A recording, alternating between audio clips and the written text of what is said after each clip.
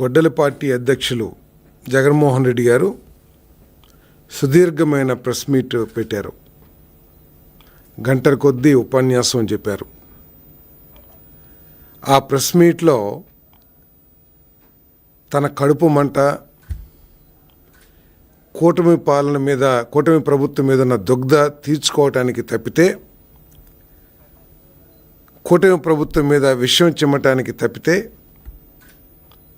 ఒక్క సూచన కానీ, ఒక మాజీ ముఖ్యమంత్రిగా 5 సంవత్సరాలు పరిపాలన చేసిన వ్యక్తిగా ఈ రాష్ట్ర సమస్యల గురించి కానీ, ప్రజలకు మేలు చేసే విషయాల్లో కానీ కన్స్ట్రక్టివ్గా, నిర్మాణాత్మకంగా ఒక్క సూచన కూడా చేయలేదంటే ఈయన అసలు రాజకీయాలకి తగునా కాదా ఒకసారి ప్రజలందరూ కూడా ఆలోచించాలని చెప్పేసి నేను మనవి చేస్తా ఉన్నాను. ఒకే అబద్ధాన్ని 100 సార్లు చెబితే అది నిజమైపోయిద్ది అనే ఒక భ్రమలో ఉన్నారు జగన్మోహన్ రెడ్డి గారు. తను 5 సంవత్సరాల పరిపాలనలో చేసింది చెప్పుకోవటానికి ఏమీ లేకపోవడంతో ఈ ప్రభుత్వం మీద విషయం చిమ్ముతూ అబద్ధాల్ని ప్రచారం చేస్తానికి ప్రయత్నం చేస్తూ ఉన్నారు. ఇదే అబద్ధాలని వారి పార్టీ కార్యకర్తల ద్వారా కూడా ప్రజల్లోకి తీసుకెళ్తానికి ప్రయత్నం చేస్తున్నారు. కానీ ప్రజలంతా అమాయకులు కాదనే విషయాన్ని జగన్మోహన్ రెడ్డి గారు, ఆ గొడ్డల పార్టీ గుర్తించాల్సిన అవసరం ఉందని చెప్పేసి మనం చేస్తా ఉన్నాను. నిజంగా నీకు ప్రజల సమస్య మీద బాధ్యత ఉంది, ప్రజల సమస్యల్ని పరిష్కరించాలి అనే ఆలోచన ఉన్నట్లయితే ప్రజాస్వామ్యంలో ప్రజల సమస్యలు చర్చించడానికి, ప్రభుత్వాన్ని నిలదీయటానికి, ప్రజల రాష్ట్రం ఎదుర్కొంటున్న సమస్యల పరిష్కారానికి అత్యున్నత వేదిక శాసనసభ, పార్లమెంటు. నువ్వు ఎందుకు శాసనసభకు వచ్చి నువ్వేదైతే ప్రెస్ మీట్లో ఒకదంపుడు ఉపన్యాసాలు చెప్తున్నావో, ఎందుకు శాసనసభకు వచ్చి మీరు ప్రజల సమస్యల మీద చర్చించట్లేదో ముందు సమాధానం చెప్పాలని చెప్పేసి కూడా నేను డిమాండ్ చేస్తా ఉన్నాను. నేను అంటే నువ్వు చేసి 5 సంవత్సరాల్లో ఈ రాష్ట్రానికి చేసిన విధ్వంసం, నువ్వు చేసిన అరాచక కార్యక్రమాలు, నువ్వు చేసిన దోపిడీలు, నువ్వు ఈ రాష్ట్రంలో నిరుద్యోగ యువతి యువకులకి చేసిన వేసిన గొడ్డలి వేటు బయటకు వస్తాయి, చర్చకు వస్తాయని చెప్పేసి పిరిగితనంతో వైఎస్ఆర్ కాంగ్రెస్ పార్టీ పారిపోయిందా అని చెప్పేసి ప్రశ్నిస్తా ఉన్నాను. సరే, అసెంబ్లీ ఈరోజు ఎల్నినో గురించి మొసలి కన్నీరు కార్చేశారు. రైతుల పట్ల ఏదో ప్రేమ ఉన్నట్లు, రైతులకు ఏదో చేయాలనే ఆలోచన ఉన్నట్లు ఉపన్యాసం చెప్పారు. నేను అడుగుతా ఉన్నాను, సరే శాసనసభ సమావేశాల నుంచి పిరిగితనంతో మీరు అటెండ్ కావట్లేదని పక్కన పెడదాం. మీకు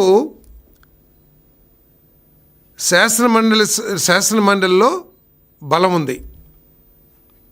నువ్వు ఏదైతే మొసలి కన్నీరు కారుస్తున్నావో ఎల్నిలో సమస్యల గురించి, మరి మీ పార్టీ శాసనమండలి సభ్యుల్ని ఎందుకు ఎల్నినో మీద చర్చ పెట్టండి, రైతులు ఎదుర్కొంటున్న సమస్యల గురించి ప్రస్తావించండి, ప్రభుత్వాన్ని నిలదీయండి అని చెప్పేసి ఎందుకు సూచన కానీ, ఉత్తర్వులు కానీ ఎందుకు ఇవ్వలేకపోయావో ఈరోజు ఎల్నినో గురించి మాట్లాడుతున్నా నువ్వు జగన్మోహన్ రెడ్డి గారు మీరు సమాధానం చెప్పాలి ప్రజలకని చెప్పేసి నేను భావిస్తా ఉన్నాను. నేను ఎల్నినో సమస్య మీకు ముఖ్యం కాదు, కానీ ఎల్నినో ప్రభావం మూలంగా రైతులు పడుతున్న ఇబ్బందుల గురించి, సమస్యల గురించి చర్చించడానికి సభని సజావుగా నిర్వహించడానికి తోడ్పడాలనే ఆలోచన లేదు. కానీ మీ శాసనమండలి సభ్యుడికి డిప్యూటీ చైర్మన్ పదవి వస్తే దాదాపు 4-5 గంటలు పొగడటానికి, ఆ వ్యక్తిని పొగడటానికి, మీ గొడ్డల పార్టీ గురించి పొగడటానికి, లేకపోతే ప్రభుత్వం మీద బురదల్లటానికి వాడుకున్నావు తప్పితే ఏ 4 రోజులు జరిగిన సమావేశాల్లో 1 గంట అయినా సరే ఎల్నినో గురించి ప్రాధాన్యత ఇచ్చారని చెప్పేసి నేను ప్రశ్నిస్తా ఉన్నాను. నేను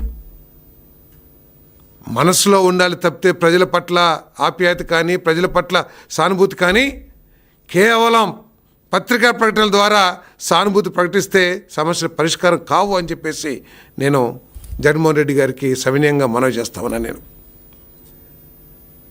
ఆయన ప్రెస్ మీట్ చూస్తే ఏ విధంగా ఉందంటే, ఇంతకుముందు కేవలం ఆవు కథ ఒక్కటే చెప్పేవాళ్ళు. ఆవుకు 2 కొమ్ములుండును, ఆవుకు ఒక తోకుండును, 4 కాళ్ళుండును, తెల్లగా ఉండును, నల్లగా ఉండును అని చెప్పేసి, ఈరోజు ఆవు కథ, పులి కథ, కోతి కథ అన్ని కథలు చెప్పి దాంట్లో కోతి ఒక్కటే 2 కాళ్ళ మీద నడుస్తుంది అనే విషయాన్ని తనే కనుక్కున్నట్లు తను మాట్లాడుతూ ఉన్నాడు. అంటే తలాతోకా లేని ప్రెస్ మీట్లు పెట్టి ప్రజల్ని మభ్యపెట్టడానికి ప్రయత్నం చేశారు. కానీ తాను చేసిన పాపాల గురించి ఎక్కడ లేదు. పాపాల గురించి చెప్పుకోలేరు, ఎవరి పాపాలు చెప్పుకోలేరు.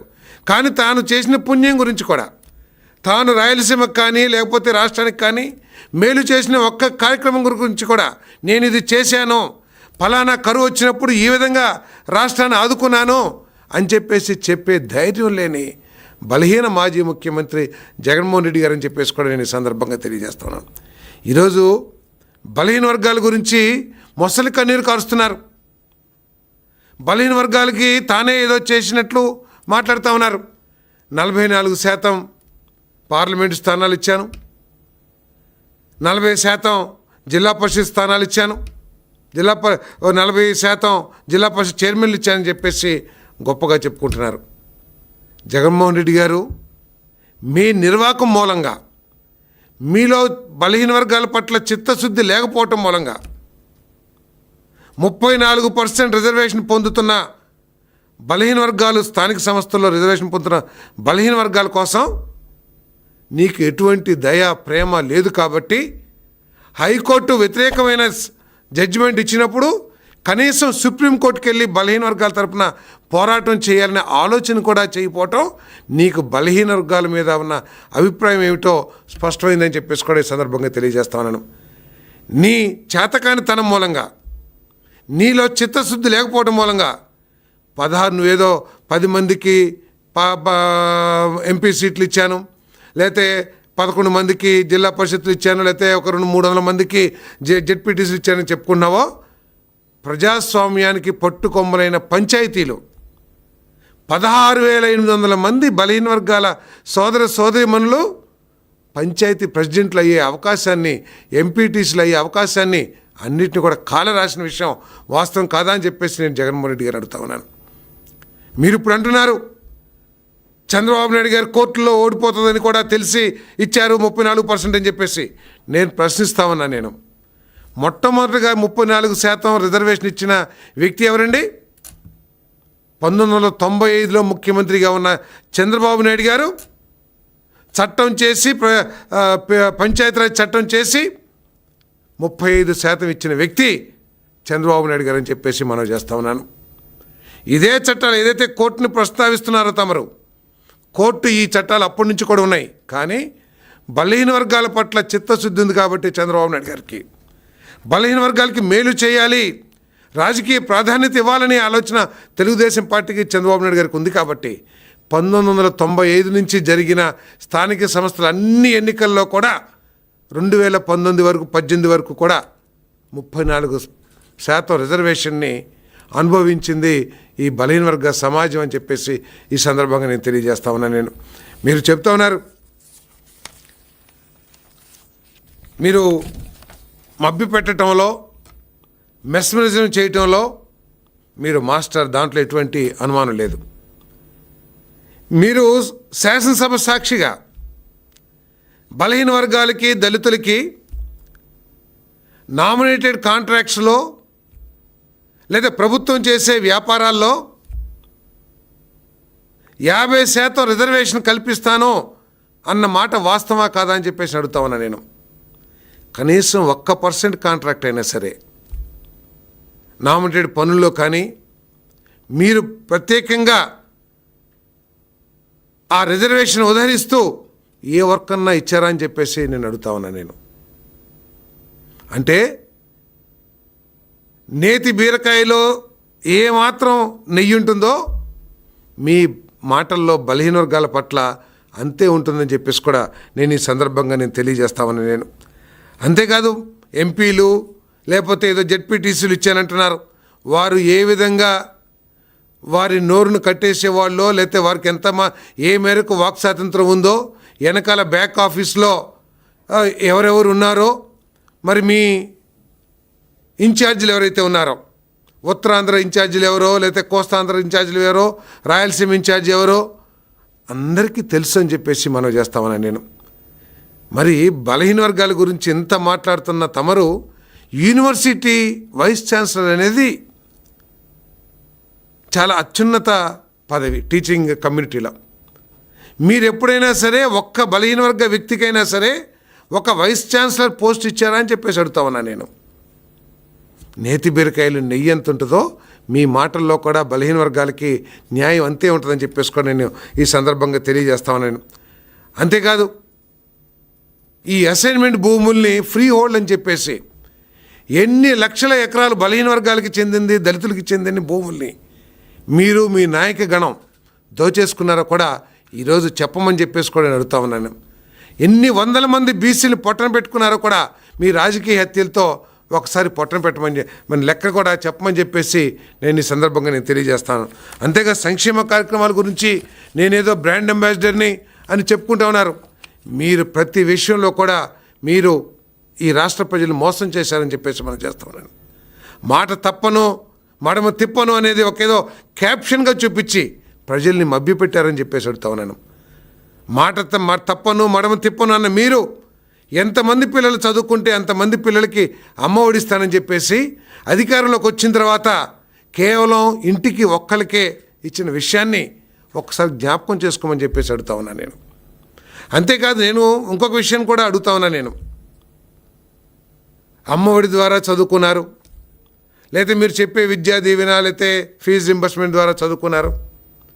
కొన్ని లక్షల మంది కాలేజీల నుంచి యూనివర్సిటీల నుంచి పాస్ అయ్యి పట్టా చేత పట్టుకొని వాళ్ళు ఉత్తీర్ణత పట్టా చేతపట్టు మార్క్స్ మేము చేత పట్టుకొని బతుకు తెరువు కోసం ఎదురు చూస్తున్న యువకులకి వారి భవిష్యత్తుకి పునాది వేసే విధంగా ఏ ఒక్క చర్యన్నా తీసుకున్నావా జగన్మోహన్ రెడ్డి గారు అని అడుగుతా ఉన్నాను.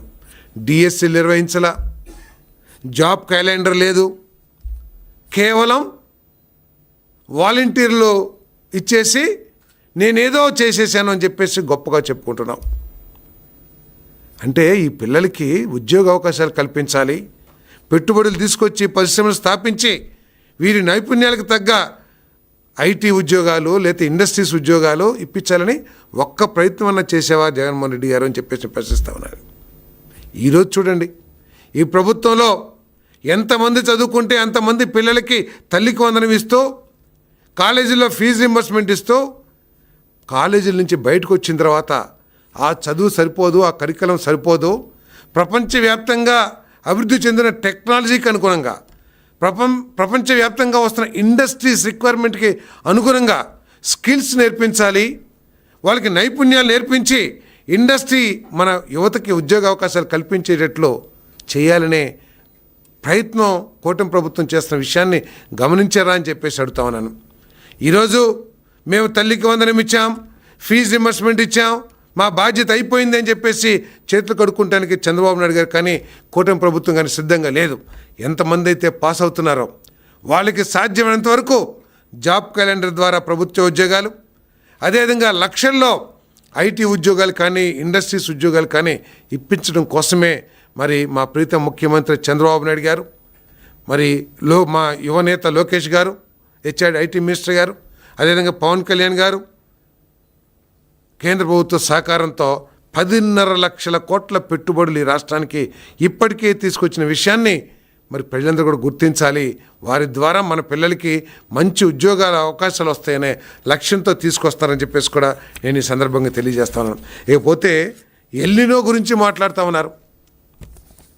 బహుశా ఎల్నినో ప్రభావాన్ని నిన్నటి వరకు కూడా బెంగళూరులో ఆయనకి చల్లదనం ఉంటుంది కదా, ఎల్నినో ప్రభావాన్ని అనుభవించినట్లేరు.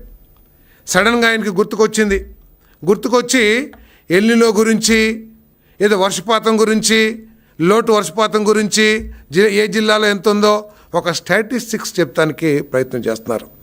ఏది ఆగస్టు 26వ తారీఖు జగన్మోహన్ రెడ్డి గారు మీరు చెప్పిన ఈ స్టాటిస్టిక్స్ గురించి మా ముఖ్యమంత్రి గారు, ప్రభుత్వం, అధికారులు ఎప్పటికప్పుడు ప్రజలకి చేరవేస్తూ ఉన్న సమస్యల్ని వచ్చే సమస్యల్ని వారిని అప్రమత్తం చేస్తూ ఏ విధంగా వ్యవసాయాన్ని ప్లానింగ్ చేసుకోవాలో ఎప్పుడు కూడా ప్రభుత్వం అండగా ఉందని చెప్పేసి మనం చేస్తాను. ఏదో ఎల్నినో ప్రభావం గురించి చంద్రబాబు నాయుడు గారు కనీసం స్పందించట్లేదు, ఆ మనిషి స్పందించట్లేదని అంటున్నాడు. జగన్మోహన్ రెడ్డి గారు మీకు తెలియదేమో, బహుశా ఎక్కువ కాలం బెంగళూరులో ఉంటాం, ఏదో ఒక రోజు వచ్చేసి చేయటం మూలంగా ఏదైనా సమస్య ఉందేమో, కానీ మీకు తెలియదేమో, నేను చెప్తాను తెలుసుకోండి అని చెప్పేసి కూడా నేను సవినయంగా మనవి చేస్తా ఉన్నాను. ముఖ్యమంత్రి గారు అందరి మంత్రులకి ఆదేశాలు ఇచ్చి మీరు DDRC స్పెషల్ మీటింగ్స్ ఏర్పాటు చేసి ఎల్నినో గురించి రైతులను అప్రమత్తం చేయటం, రైతులు పంటలకు సంబంధించి ఆల్టర్నేటివ్ పంటల గురించి తెలియజేయటం, ఆరుతడి పంటల్ని ప్రోత్సహించటం, ప్రభుత్వం చేస్తున్న కార్యక్రమాల పట్ల రైతులకు అవగాహన కల్పించటం, అదేవిధంగా జిల్లా యంత్రాంగం ఏ విధంగా చేయాలి అని సూచనలు చేయటం, దీని మీద స్పెషల్ మీటింగ్స్ ఏర్పాటు చేయమని చెప్పేసి కూడా మరి ముఖ్యమంత్రి గారు మంత్రులందరికీ కూడా ఆదేశాలు ఇచ్చారని చెప్పేసి కూడా తెలియజేస్తాను. అందుకని అధికారుల్ని, ఎమ్మెల్యేలని సాధ్యమైనంత వరకు గ్రామాల్లోకి వెళ్ళి మీరు ఎల్నినో ప్రభావం, రాబోయే ఉపద్రవం దాన్ని పరిగణలో తీసుకుని రైతులు అప్రమత్తం చేయండి, వరి పంటని తగ్గించండి, నీరు ఎక్కువగా కావాల్సిన వరి పంటని డిస్కరేజ్ చేసి ఆరుతడి పంటల్ని ప్రోత్సహించండి ఈ సీజన్కి, ఈ ఖరీఫ్కి అని చెప్పేసి మరి ముఖ్యమంత్రి గారు చెప్పటం. అంతేకాకుండా మరి monsoon, pre monsoon dry sowing PMDS kits subsidy మీద రైతులందరికీ కూడా ఇచ్చి మరి తక్కువ నీటి అవసరంతో ఆ పంటలు పండించడానికి మరి రాష్ట్ర ప్రభుత్వం కూడా పెద్ద ఎత్తున చర్యలు చేపట్టిందని చెప్పేసి మనం చేస్తా ఉన్నాను. అంతేకాకుండా ఇన్సూరెన్స్ కూడా ఈవెన్ ఇంకా 31వ తారీఖు దాకా కూడా ఇంకా టైం ఉంది. వరి పంటకి, మినుముకి, ప్రతికి ఇట్లా 4 పంటలకి insurance government of India, government of AP రైతుల తక్కువ షేర్తో మరి ఇన్సూరెన్స్ చేయించే కార్యక్రమం కూడా ఈ ప్రభుత్వం చేస్తుందని చెప్పేసి నేను మనవి చేస్తామని. నేను ఇంకోటి, రాయలసీమ మీద కూడా ముసలి కన్నీరు కారుస్తున్నారు. రాయలసీమకి ఏం చేశారని చెప్పేసి అడుగుతామన్నా నేను. రాయలసీమ నుంచి వచ్చిన వ్యక్తిగా కొంతన్నా సరే ప్రేమ చూపించాల్సిన అవసరం ఉంటుంది. కానీ 5 సంవత్సరాల్లో ఆయన ఖర్చు పెట్టింది కేవలం 2,000 కోట్లు మాత్రమే. అంటే 100 రూపాయలకి ₹1.60 మాత్రమే రాయలసీమ ప్రాజెక్టు కోసం ఖర్చు పెట్టిన వ్యక్తి మరి జగన్మోహన్ రెడ్డి గారు అని చెప్పేసి మనం చేస్తాను.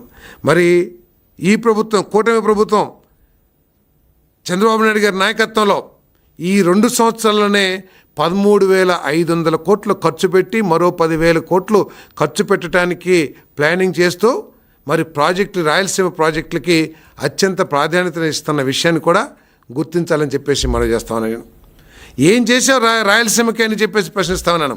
కనీసం స్టీల్ ప్లాంట్కి 2 సార్లు శంకుస్థాపన చేసావు, కానీ అయ్యో నా జిల్లా, నేను పార్లమెంటుగా ప్రాతినిధ్యం వహించిన ప్రాంతం, ఆ స్టీల్ ప్లాంట్ని తీసుకొచ్చి నేను సంతోషంగా నా ప్రజలకి అప్పచెప్పాలని ఏ ఒక్కసారైనా ఆలోచన చేసామని చెప్పేసి మనం చేస్తాను. ఆ స్టీల్ ప్లాంట్తో లావాదేవీలు లేకపోతే డిమాండ్స్ కుదరలేదని చెప్పేసి 2 సార్లు, అవసరమైతే ఇంకోసారి కూడా శంకుస్థాపన చేస్తానికి ప్రయత్నం చేసావు. కానీ ఈరోజు కూటమి ప్రభుత్వం చంద్రబాబు నాయుడు గారి నాయకత్వంలో ఆ కార్యక్రమాన్ని ముందుకు తీసుకెళ్తుంది. స్టీల్ ప్లాంట్ పూర్తవుతుంది అనే నమ్మకాన్ని రాయలసీమ ప్రజలకి కల్పించినది ఈ కూటమి ప్రభుత్వం అని చెప్పేసి మనం చేస్తాం. అంతేకాదు మరి ఓర్వకల్ కానివ్వండి, లేదు సోలార్ ఇండస్ట్రీకి, సోలార్ పవర్ జనరేషన్స్ కానివ్వండి, ఎన్ని వేల కోట్ల రూపాయలు రాయలసీమలో పెట్టుబడులు తీసుకొచ్చిందో ఒక్కసారి ఇండస్ట్రియల్ కారిడార్స్ తీసుకురావటం కానివ్వండి, మరి ఇన్ని పారిశ్రామికంగా, వ్యవసాయపరంగా మరి రాయలసీమకి ఏ ప్రభుత్వం చేస్తుందో ఒకసారి ఆలోచించేయమని చెప్పేసి కూడా నేను కోరుతా ఉన్నా. మీరు 5 సంవత్సరాల్లో విధ్వంసంతో మీరు ప్రారంభించారు పరిపాలనని, ప్రజావేదిక విధ్వంసం చేసి ఇది నా మార్కు పరిపాలన అని చెప్పేసి 5 సంవత్సరాలు కూడా విధ్వంసం కొనసాగించారు. ఈ రాష్ట్రానికి ప్రాణ సమానమైనది పోలవరం ప్రాజెక్ట్. ఈ పోలవరం ప్రాజెక్టు ద్వారా 4 ప్రాంతాలకు కూడా, రాయలసీమ, ఉత్తరాంధ్ర, కోస్తాంధ్ర మొత్తం అన్ని ప్రాంతాలకు కూడా మేలు జరిగే ప్రాజెక్ట్. కనీసం దాన్ని ఫాస్ట్గా కంప్లీట్ చేయాలని ఆలోచన చేసావా జగన్మోహన్ రెడ్డి గారు అని అడుగుతా ఉన్నాను. సరే, రాష్ట్ర ఆర్థిక పరిస్థితి ఉన్న ప్రాజెక్టులు చేయలేకపోయో దాన్ని పక్కన పెడదాం. ఇది పూర్తిగా కేంద్ర ప్రభుత్వ ఆర్థిక సహకారంతో చేస్తున్న ప్రాజెక్ట్ని త్వరగా కంప్లీట్ చేసి ఈ కృష్ణా డెల్టా స్టెబిలైజేషన్కి కానివ్వండి, లేదా ఉత్తరాంధ్ర ప్రజల దాహార్తిని తీర్చడానికి, ఇండస్ట్రియల్ అవసరాలు తీర్చడానికి అవసరం అవుతుందని చెప్పేసి ప్రయత్నం చేసావా? ఎప్పుడైతే పోలవరం గోదావరి నీళ్లు మరి కృష్ణా డెల్టాకు వస్తాయో ఆ నీటిని రాయలసీమకు వాడుకోవచ్చనే తాపత్రయం కానీ ఆలోచన కానీ నీకుందా అని చెప్పేసి అడుగుతా ఉన్నా నేను.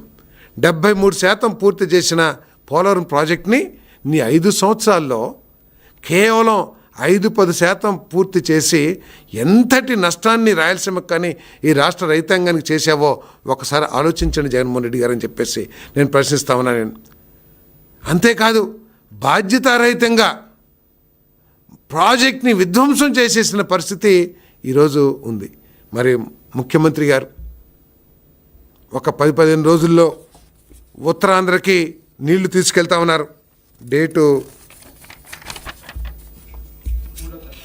3వ తారీఖు, 2-3 తారీఖుల్లో మరి పోలవరం నీళ్ళని ఉత్తరాంధ్రకి తీసుకువెళ్ళి పెద్ద ఎత్తున రైతాంగం అంతా కూడా రైతులు చెప్తా ఉన్నారు, ముఖ్యమంత్రి గారిని ఘనంగా సన్మానించాలి, మాకు నీళ్లు తీసుకొస్తున్న భగీరథుడు చంద్రబాబు నాయుడు గారని అక్కడ ప్రజలందరూ కూడా పొగుడుతున్నారు. ఆ నీళ్ళ ద్వారా పారిశ్రామికంగా, త్రాగునీటి పరంగా, అన్ని వ్యవసాయ పరంగా అన్నిటికీ ఉపయోగపడే నీళ్ళని నీ చేతకానితనం మూలంగా, నీ అహంకారం, విధ్వంసపూరితమైన పరిపాలన మూలంగా 4 సంవత్సరాలు ఆలస్యమైంది. నేను ఎన్జిఓస్ని అడుగుతా ఉన్నాను, కొన్ని సంస్థలు ఉంటాయి, మీరు ఎస్టిమేట్ చేయాలి, ఈ రాష్ట్ర ప్రజలకు తెలియజేయాలి, వైఎస్ఆర్సీపీ నిర్వాహకం మూలంగా, విధ్వంసం మూలంగా, ఈ ప్రాజెక్టులు ఆలస్యం అవుతాం మూలంగా ఎన్ని లక్షల కోట్ల రూపాయలు ఈ రాష్ట్ర రైతాంగం నష్టపోయింది అని చెప్పేసి ఎస్టిమేషన్ వేసి చెప్పాలని చెప్పేసి కూడా అడుగుతా ఉన్నా నేను. అంతేకాకుండా మరి మా చింతలపూడి ప్రాజెక్ట్ ఉంది, 4,000 కోట్ల రూపాయలు ఖర్చు పెట్టారు చంద్రబాబు నాయుడు గారు 2014-19లో. మానవత్వం లేకోకుండా, కనీసం ఆ రైతాంగం, ఆ ప్రాంతాల్లోని రైతాంగం మీద దయ లేకోకుండా దాన్ని బూజు పట్టించి ₹1 కూడా ఖర్చు పెట్టుకోకుండా ఇంకా లీగల్ సమస్యలు ఉత్పన్నమయ్యే విధంగా ఆ పరిపాలన సాగిందని చెప్పేసి కూడా నేను ఈ సందర్భంగా నేను తెలియజేస్తా ఉన్నాను. మరి దయచేసి ప్రజలందరూ కూడా అర్థం చేసుకోవాలి, కేవలం అబద్ధాలని ప్రజల్లోకి తీసుకువెళ్ళి, అబద్ధాలని తన కార్యకర్తల ద్వారా, ఎందుకంటే ఆ కార్యకర్తలు కూడా చాలా బాధపడుతున్నారు. ఎందుకు ఈ గంజాయి బ్యాచ్ల్ని తల్లిదండ్రులు ఈరోజు రాష్ట్రంలో తల్లిదండ్రులు అందరూ కూడా భయపడుతున్నారు. జగన్మోహన్ రెడ్డి గారు వారి ప్రాంతానికి వస్తే మా పిల్లలకి ఏమైపోతుందో, మా పిల్లలందరూ కూడా రౌడీజానికి ఎక్కడ ఆకర్షితులు అవుతారో, లేదా ఈ గంజాయి బ్యాచ్లు ఎక్కడ కలిసిపోతారని చెప్పేసి తల్లిదండ్రులు అందరూ కూడా భయపడుతూ మా ప్రాంతానికి రాకపోతే చాలనుకునే పరిస్థితి ఈరోజు ఉందని చెప్పేసి మనం చేస్తాను. ఆ కార్యకర్తల ద్వారా అబద్ధాలని, ఏదైతే అబద్ధాలు ఈయన చెప్తున్నారో జగన్మోహన్ రెడ్డి గారు, ఆ అబద్ధాలని ప్రజల్లోకి తీసుకెళ్తానికి రిటర్న్ లిటరేచర్ లాగా పంపిస్తూ ఉన్నారు. గతంలో కొన్ని నిషిద్ధ సంస్థలు, మరి కొంత నిషిద్ధ దాన్ని ఏదంటారు, దాన్ని ప్రజల్లోకి తీసుకెళ్ళినట్లు సాహిత్యం, ఈరోజు కూడా ఇటువంటి అబద్ధాలని ప్రజల్లోకి తీసుకెళ్తానికి మరి అమాయకులైన కార్యకర్తలు కూడా వాడుకుంటున్నారని చెప్పేసి మనం చేస్తాం. నీళ్ళు, కృష్ణా నీళ్లు వాడుకుంటలేదు, రైతాంగానికి పట్టించుకుంటలేదు అని అంటున్నారు. ఇంకో పక్క ఏమో తెలంగాణ కృష్ణా నీళ్ళన్నీ కూడా మరి ఆంధ్ర ప్రభుత్వమే దోచేస్తుందని చెప్పేసి మాట్లాడుతూ ఉన్నారు. సో ఇవన్నీ కూడా అర్థం చేసుకోవాలి. ఆ రోజు 5 సంవత్సరాలు అపోజిషన్లో ఉన్నప్పుడు 2014-19 మధ్యలో ఊరూరా వాడవాడా చెప్పాం, వట్టిసీమ కడుతున్నాడు చంద్రబాబు నాయుడు గారు, డబ్బుల కోసమే, ముడుపుల కోసమే పట్టిసీమ కడుతున్నారని చెప్పేసి చెప్పారు. నేను కృష్ణా డెల్టా రైతాంగాన్ని సవినయంగా ప్రశ్నిస్తా ఉన్నా. నేను ఈరోజు పట్టిసీమ ప్రాంతం ప్రాజెక్ట్ లేకపోతే ఈ ఎల్నినో ప్రభావంలో మన పంటలు ఏ విధంగా ఉండేవో కూడా ఒకసారి ఆలోచించేయమని చెప్పేసి అడుగుతా ఉన్నా నేను. ఈరోజు వృధాగా సముద్రంలోకి పోతున్న నీళ్ళని పోలవరం పూర్తయి ఉంటే ఈ పరిస్థితి దాపురించేది కాదు. మనకి పట్టుసీమ లేకపోతే కనీసం నారుమళ్ళు కూడా తడుపుకోలేని పరిస్థితి కృష్ణా డెల్టా రైతాంగానికి ఉండే విషయాన్ని కూడా నేను ఒకసారి జ్ఞాపకం చేస్తానని చెప్పేసి మనం చేస్తాను. ఇంకోటి ఏదో చెప్తున్నారు, ఏదో ప్రకాశం బ్యారేజ్ దగ్గర నీళ్లు వదిలేరని. ఏం చేస్తారండి? అంటే ప్రకాశం బ్యారేజ్ ద్వారా కాలంలోకి నీళ్లు వదలకూడదు, కానీ ఉన్న నీటిని రైతాంగానికి ఇస్తే తప్పని జగన్మోహన్ రెడ్డి గారు చెప్తున్నారా అని అడుగుతా ఉన్నా నేను. జూన్లో ఆకుమళ్ళు వేస్తారని చెప్పి తెలుసు. ఆ ఆకుమళ్ళకి కనీసం ఉన్న నీరునైనా ఇద్దాం. ఎందుకంటే రైతుల్ని అప్రమత్తం చేయటానికి, రైతులు ఎడ్యుకేట్ చేయడానికి ఈ ప్రభుత్వం మొట్టమొదటి నుంచి కూడా ఎల్నినో ప్రభావం గురించి ప్రజలకు చెబుతూనే ఉన్నాం. అయినా కూడా కొంతమంది బోర్ల మీద కూడా ఆధారపడి వద్దన్నాం. ఈ ప్రభుత్వం చెప్పింది, సవినయంగా చెప్పింది, భూగర్భ జలాలు కూడా అడుగంటిపోతాయి ఎల్నినో ప్రభావం మూలంగా. సరే, భగవంతుడు వర్షాలు ఇస్తే అది సంతోషం. మొన్న గౌరవ ఉపరాష్ట్రపతి గారు వచ్చారు. ఆయన భగవంతుని ఒకటే కోరుకున్నారు, రైతుల్ని భగవంతుడు కష్టపెట్టడు, వర్షాలు వస్తాయిలే అని చెప్పేసి ఒక సంకల్పంలాగా, ఒక పెద్ద మనిషిలాగా మాట్లాడారు. అంటే ఇక ఉపరాష్ట్రపతి గారు మోసం చేశారని చెప్తాడా జగన్మోహన్ రెడ్డి గారు? కృష్ణా ప్రకాశం బ్యారేజ్లో ఉన్న నీళ్ళని ఉన్న ఆకుమళ్ళ కన్నా ఇక ముందు ఆకుమళ్ళు వేయొద్దు అని చెబుతూ, ఉన్న ఆకుమళ్ళకైనా సరే కొంత నీరుని ఇవ్వాలని చెప్పేసి కాలవలకి నీళ్ళు వదిలితే అదేదో పాపం చేసినట్టు, రైతుల్ని మోసం చేసినట్టు మాట్లాడుతున్నారు. అంటే ప్రకాశం బ్యారేజ్ దగ్గర సముద్రంలోకి నీళ్ళు వెళ్తే పర్వాలేదు, కానీ కాలువల ద్వారా కనీసం కొంతలో కొంత రైతులు ఆదుకుంటానికి నీళ్ళు ఇస్తే తప్పు. ఈ ప్రభుత్వం ఎల్నినో ప్రభావంలో ఒకే లక్ష్యంతో ముందుకెళ్తుంది. అత్యంత ప్రాధాన్యత త్రాగునీరు, తర్వాత పశువులకి పశుగ్రాసానికి పండించడానికి కావాల్సిన నీరు, పశువులకి త్రాగునీరు, తర్వాత మరి క్రమపద్ధతిలో రైతులకు కూడా నీళ్ళు ఇవ్వాలని ఆలోచన చేస్తుంది. ఎల్నినోని అన్ని విధాలు ఎదుర్కోవటానికి ఈ ప్రభుత్వం రైతాంగాన్ని కాకుండా అధికార యంత్రాంగాన్ని కూడా సంసిద్ధం చేసిందని చెప్పేసి కూడా నేను మనవి చేస్తూ, ఇటువంటి అబద్ధాలు కాదు.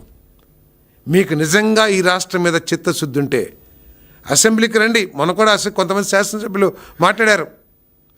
మీరు అసెంబ్లీకి వచ్చి మీ పిరికితనాన్ని కోల్పోయి, మీరు చేసిన పాపాల నుంచి కొంచెం ఈ భవిష్యత్తులో అయినా సరే మేలు జరగటానికి ఏ విధంగా ఉండాలో, మరి ప్రభుత్వానికి ఏ విధంగా సహకరించాలో ఆలోచించేయమని చెప్పేసి నేను మనవి చేస్తా ఉన్నాను.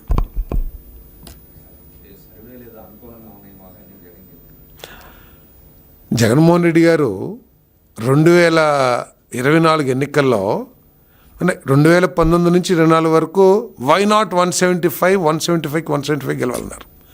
ఎలక్షన్ ముందు కూడా మేము 138, 140 కంటే ఒక్కటైనా సరే ఎక్కువే గెలుస్తాం తప్పితే ఒక్కటి కూడా తక్కువ. అంటే ఆ కేడర్ని ఉత్సాహపరుస్తానికి, ఎందుకంటే కేడర్ కూడా జారిపోతున్నారు. ఆయన వ్యవహార శైలి పట్ల నాయకులే వాళ్ళు దీంట్లో ఉన్నారు, ఫ్రస్ట్రేషన్లో. సో కాబట్టి వాళ్ళు కాపాడుకోవడానికి ఉన్నాయని అంటారు.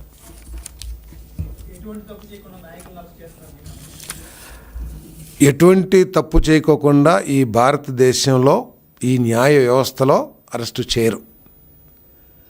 ఈరోజు ఆయన చెబుతున్న అరెస్టులు ఏదైతే ఉన్నాయో ఈ రాష్ట్ర ప్రభుత్వం చేస్తున్నాయి కూడా కాదు. ఈడీలో ఆధారాలు దొరికి